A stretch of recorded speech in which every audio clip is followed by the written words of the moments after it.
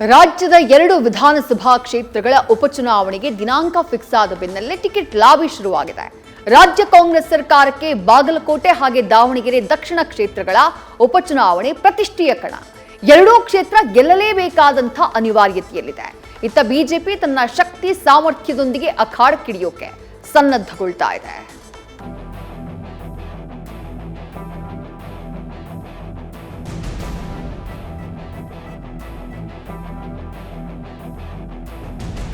ರಾಜಕಾರಣದಲ್ಲಿ ಈಗ ಉಪಚುನಾವಣೆಯ ಕಾವು ಏರತೊಡಗಿದೆ. ಕೇಂದ್ರ ಚುನಾವಣಾ ಆಯೋಗ ದಿನಾಂಕ ಘೋಷಿಸುತ್ತಿದ್ದಂತೆ ಬಾಗಲಕೋಟೆ ಹಾಗೂ ದಾವಣಗೆರೆ ದಕ್ಷಿಣ ಕ್ಷೇತ್ರಗಳಲ್ಲಿ ರಾಜಕೀಯ ಚಟುವಟಿಕೆಗಳು ಗರಿಗೆದರಿವೆ. ಟಿಕೆಟ್ ಹಗ್ಗ ಜಗ್ಗಾಟದ ಕಾರಣಕ್ಕೆ ಆಡಳಿತಾರೂಢ ಕಾಂಗ್ರೆಸ್ ಸರ್ಕಾರಕ್ಕೆ ಅಕ್ಷರಶಃ ಪ್ರತಿಷ್ಠೆಯ ಕದನವಾಗಿದೆ.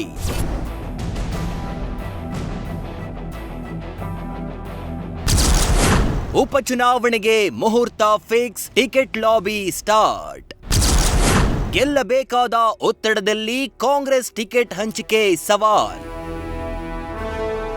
ಹೌದು, ಕೈಪಡೆಯು ಈ 2 ಕ್ಷೇತ್ರಗಳನ್ನ ಗೆಲ್ಲಲೇಬೇಕಾದ ಅನಿವಾರ್ಯತೆಗೆ ಸಿಲುಕಿದೆ. ಒಂದ್ ಕಡೆ ಮುಖ್ಯಮಂತ್ರಿ ಸಿದ್ದರಾಮಯ್ಯಗೆ ತಮ್ಮ ವರ್ಚಸ್ಸು ಸಾಬೀತುಪಡಿಸುವ ಸವಾಲಿದ್ರೆ, ಅತ್ತ ಕೆಪಿಸಿಸಿ ಅಧ್ಯಕ್ಷ ಡಿಸಿಎಂ ಡಿಕೆಶಿಗೆ ಪಕ್ಷದ ಸಂಘಟನಾ ಶಕ್ತಿಯನ್ನ ತೋರಿಸುವ ಒತ್ತಡವಿದೆ.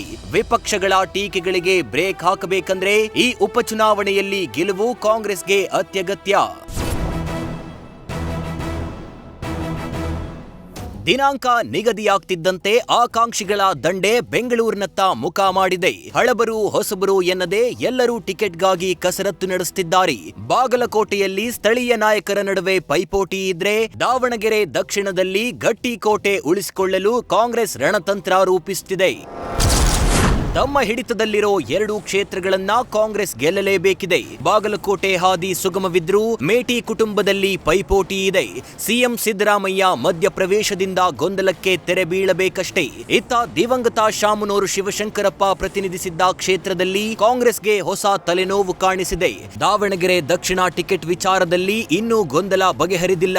ತಮ್ಮ ಕುಟುಂಬಕ್ಕೆ ಟಿಕೆಟ್ ನೀಡುವಂತೆ ಸಚಿವ ಮಲ್ಲಿಕಾರ್ಜುನ್ ಒತ್ತಡ ಹೇರ್ತಿದ್ದಾರೆ. ಆದರೆ ತಮ್ಮ ಸಮುದಾಯಕ್ಕೆ ಟಿಕೆಟ್ ನೀಡುವಂತೆ ಮುಸ್ಲಿಂ ಸಮುದಾಯ ಪಟ್ಟು ಹಿಡಿದಿದ್ದು ಟಿಕೆಟ್ ಗೊಂದಲದ ಗೂಡಾಗಿದೆ. ಇತ್ತ ಬಿಜೆಪಿಯಲ್ಲಿ ಪರಿಸ್ಥಿತಿ ಭಿನ್ನವಾಗಿದೆ. 2 ಕ್ಷೇತ್ರಗಳಲ್ಲಿ 2 ಬಣಗಳ ನಡುವೆ ಟಿಕೆಟ್ ಫೈಟ್ ಇದೆ. ಬಾಗಲಕೋಟೆಯಲ್ಲಿ ಬಿಜೆಪಿಯ ಟಿಕೆಟ್ಗಾಗಿ ವೀರಣ್ಣ ಚರಂತಿಮಠ ಮತ್ತು ಪಿಎಚ್ ಪೂಜಾರ್ ನಡುವೆ ಪೈಪೋಟಿ ಕಾಣಿಸಿದೆ. ಈ ಭಿನ್ನಾಭಿಪ್ರಾಯ ಶಮನಗೊಳಿಸಲು ರಾಜ್ಯ ಬಿಜೆಪಿ ಪಡೆ ಅಖಾಡಕ್ಕಿಳಿಯಬೇಕಿದೆ. ಬಿಟ್ಟು ಹೋದ ಕಾರ್ಯಕರ್ತರನ್ನ, ಮುಖಂಡರನ್ನ ಮತ್ತೆ ಪಕ್ಷಕ್ಕೆ ಕರೆತರಲು ಕಸರತ್ತು ನಡೆಸುತ್ತಿದ್ದಾರೆ. ಬಿಜೆಪಿಯಿಂದ ಚರಂತಿಮಠಗೆ ಟಿಕೆಟ್ ನೀಡುವ ಸಾಧ್ಯತೆ ಹೆಚ್ಚಾಗಿದೆ.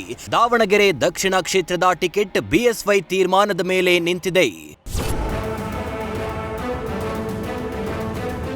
ಈಗಾಗಲೇ ಕಾಂಗ್ರೆಸ್ನಿಂದ ಸಚಿವರನ್ನೊಳಗೊಂಡ 15 ಸದಸ್ಯರ ತಂಡ ನೇಮಕವಾಗಿದೆ. ಬಜೆಟ್ ಅಧಿವೇಶನ ಮುಗಿಯುತ್ತಿದ್ದಂತೆ ರಾಜ್ಯ ನಾಯಕರು ಬೈ ಎಲೆಕ್ಷನ್ ಕ್ಷೇತ್ರಗಳಲ್ಲಿ ಕಾರ್ಯತಂತ್ರ ಹೆಣೆಯಲಿದ್ದಾರೆ. ಒಟ್ನಲ್ಲಿ ಉಪಚುನಾವಣೆ ರಾಜ್ಯ ಸರ್ಕಾರದ ಭವಿಷ್ಯದ ದಿಕ್ಸೂಚಿ ಅನ್ನೋದಕ್ಕಿಂತ ಸರ್ಕಾರದ ವರ್ಚಸ್ಸಿನ ಮಾಪನವಾಗಲಿದೆ. ಗ್ಯಾರಂಟಿಗಳ ಅಗ್ನಿ ಪರೀಕ್ಷೆ ಆಗಲಿದ್ದು, ಸಿದ್ದರಾಮಯ್ಯ ಮತ್ತು ಡಿಕೆ ಶಿವಕುಮಾರ್ ಜೋಡಿಯ ಮಾಸ್ಟರ್ ಪ್ಲಾನ್ ಹೇಗಿರಲಿದೆ ಅನ್ನೋದು ಕುತೂಹಲ. Political bureau, news first. News first ನಿರ್ಭೀತಿಯಿಂದ ನಿಮ್ಮ ಪರವಾಗಿ.